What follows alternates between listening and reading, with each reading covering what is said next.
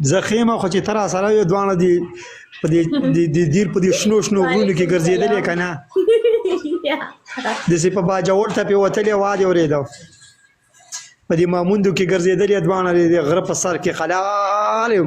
را یخ هوا لګېدلې د یو بل نه لاس تاو کړی وي زړه ته وبټۍ ده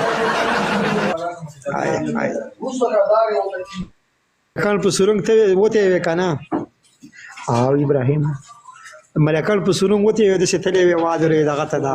بټخیلې بازار کې ناشته کړی وې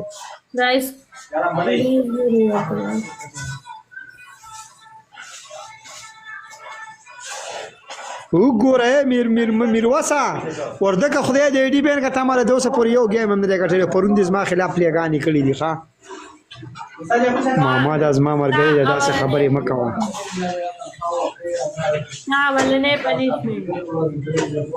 وایه